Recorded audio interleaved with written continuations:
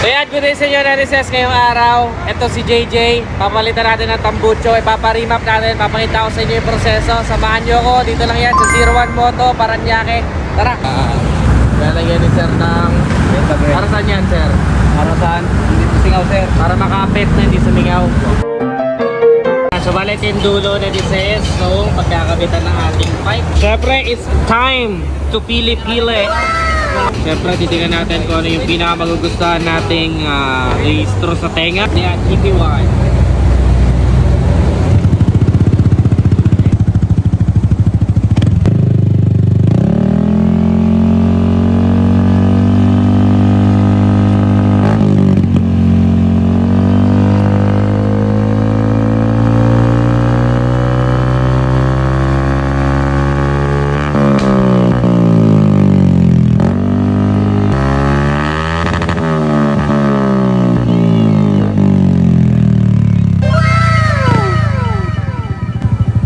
Music to my ears. Carbon series. Ayan po siya. 370. Carbon series 370.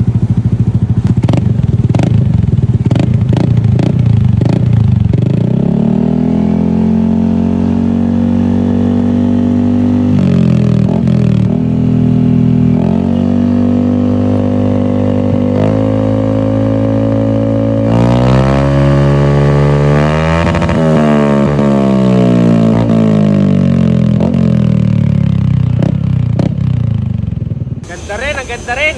Next, carbon lang. 6.5. V-Lane EX. Okay, V-Lane EX.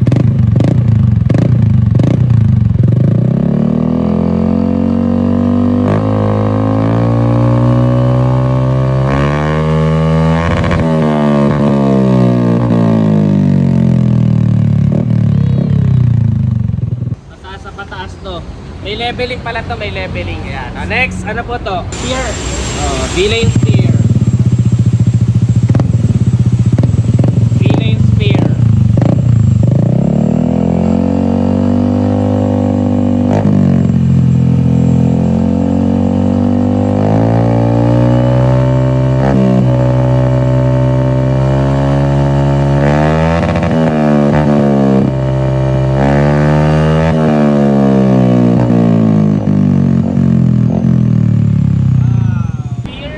Ito, malaki tol. Ayan, R17. Grabe yung laki! Ang laki niyan. Bagay sa akin.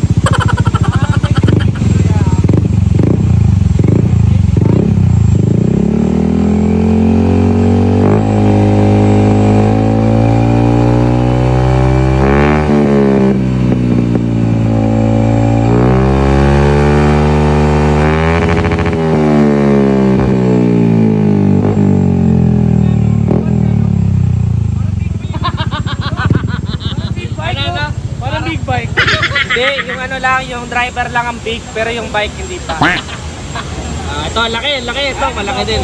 EP1 470. Kailangan na niya ng gloves. Umiinit na mga bugahan dito. Sarap pala ng ganito, no? Mamimili ka ng tunog. Kailangan kondisyon ng tenga mo dito. Pino-condition mo yung tenga? Ganun yung sa gabi, ano?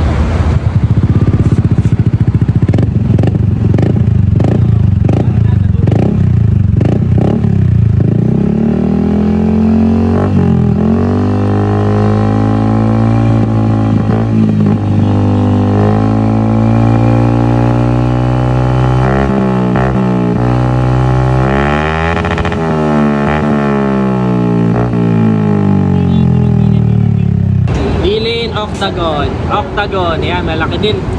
Macho, tignan, macho.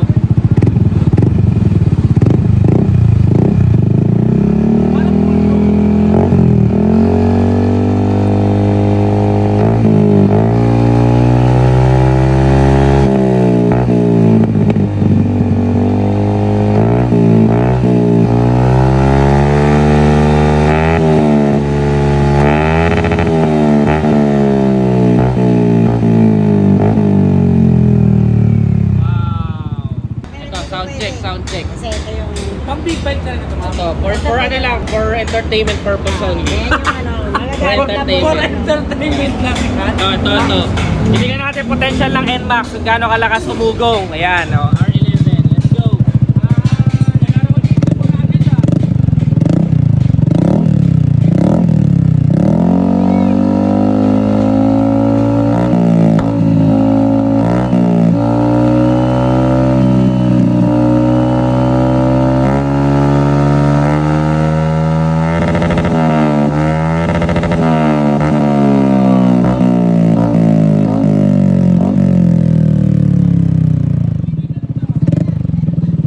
Ito.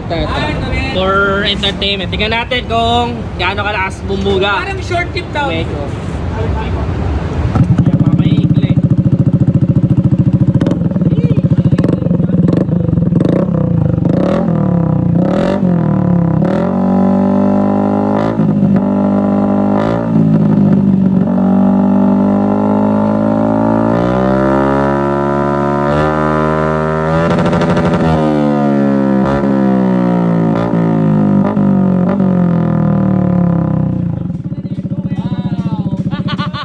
Wow! Di ko akalain yung NMAX tutunog ng ganun, no? Ang galing. Ano tawag dito, ma'am? CRT, ayan. Ang galing, no? O, at least nakita natin yung NMAX, yung potential niya kung gaano kaugong bumuga. Ako nagustuhan ko yung unang tinesting. Yung unang tinesting. Ito yung medyo natandaan ng tenga ko. Itong dalawa medyo naglalaban. Ay, hello Sir Art. Hey, vlogger. Thank you, vlog. Ayun, namimili na kami Sir Art. Oo. Ano ba nangyari? Etong dalawa na lang yung last two.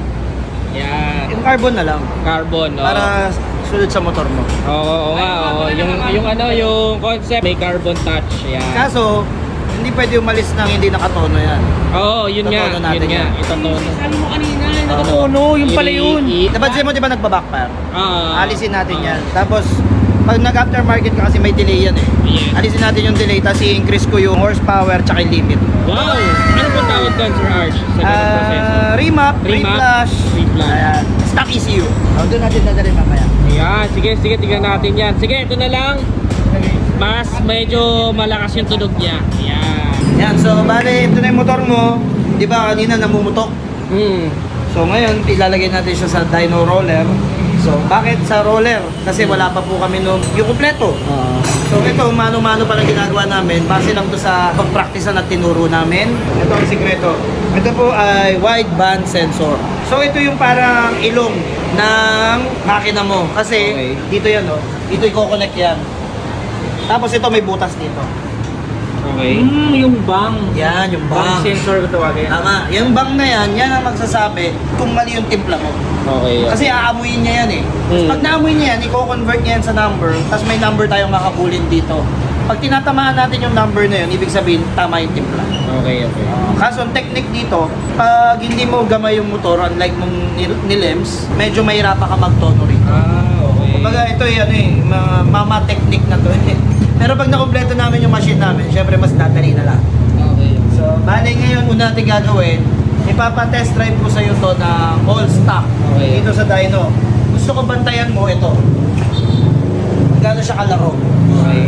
Tapos mararamdaman mo naman yan, di ba pag binibigla, para nabubulunan. Yun, dapat yun next time mawala yun. Okay. Kailangan responsive. Kailangan responsive.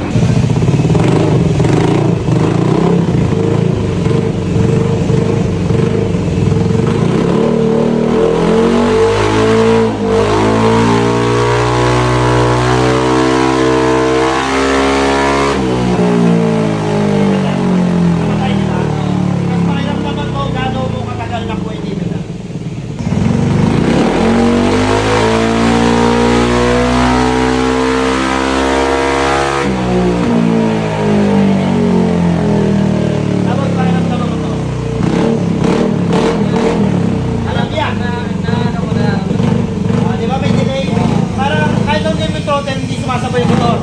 Ayan. Alisin natin yan. Hindi talaga, tingnan mo nakababa na yung motor tsaka malakas.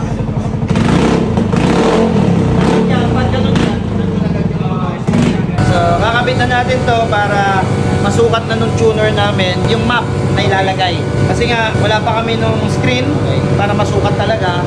So, sa tuner namin, dito niya inaabangan kung tama yung timpla. So, let's go.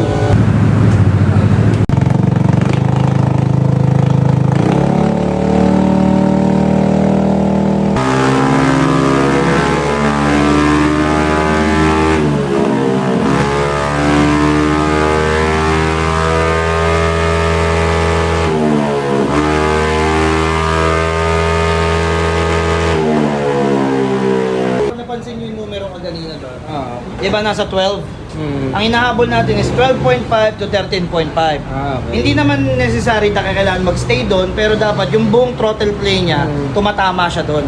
Kumbaga, siguro at least 60% nung throttle play ka kanina, nandun sa range na yun. Okay, okay. Kasi hindi mo naman talaga mawa 100% yan, mahirapan ka talaga. Tapos napansin nyo, pag high RPM, biglang nagda-drop. Na 9,000 kahit may hindi pa naglilimit. Wala talaga sa tono. Tsaka yun na, doon na lumalabas yung backpack. Yun yung aalisin natin. Maganda ngayon, sa laptop na yan, ang daming pwedeng baguhin. Unlike dati sa karburador, timpla lang. Ngayon, pati spark, kaya mong palakasin. Kaya mong bawasan yung timing ng spark. Kaya mong palakasin yung limiter. Pwede mong babaan, pwede mong hindi. Before, sa carb, tono lang. Babuo na. Nagbago na kasi yung ano niya doon, mixture niya sa loob. Pag nagbago yung mixture, syempre, mas nag-iiba yung putok, nag-iiba yung sunog, tunog, mag-iiba rin. Eh, malalim na agad. Kanina, tunog ano eh. Naiipit eh.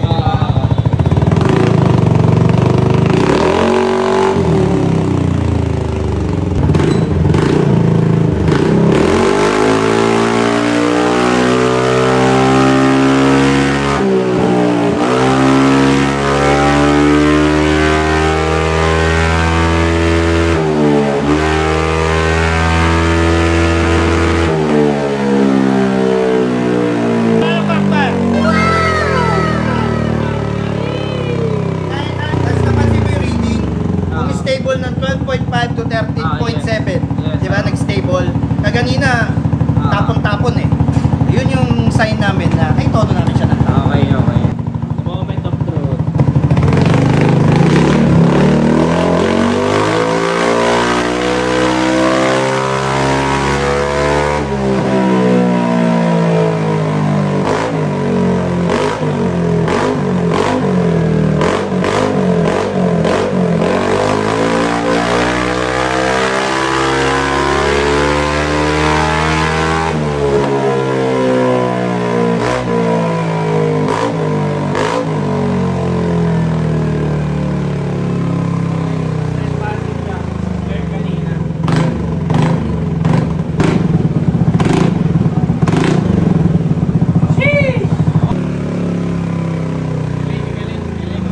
Eh, Since napalitan yung pipe niya, magbabago ba yung gas consumption niya? yes. Tataas na konti. Tataas ng konti, pero yung taas na yun, pasulit na. Susulit? Oo, kaysa dati na taas nga, wala namang power. Okay. Diba? Ngayon, sulit na. Matik yun, kasi walang bumibilis ng konti ang gas. Okay. Kaya, kailangan talaga ng gas. Bawat speed, kailangan may gas. Saan makukuha ng power? Wala kang gas. Diba? Matik yun. Anong pakiramdam mo ngayon dahil dito sa bago? Hindi, ngayon kasi, yung naitono siya, mas na-tripan ko kasi noon, parang nagpalit ka lang talaga na ano, di mo naiintindihan kung ano yung nangyari sa motor. Tunog lang talaga. knowledgeable ka ngayon. Oh, mas knowledgeable na. Kasi noon, parang tunog lang eh. Tunog Okay. lang yung nahanap mo Okay. eh. Eh ngayon, nung naitono siya ng maganda, Okay. yung experience mo sa rider, mas satisfied ka. Satisfied ka. Yes. Okay.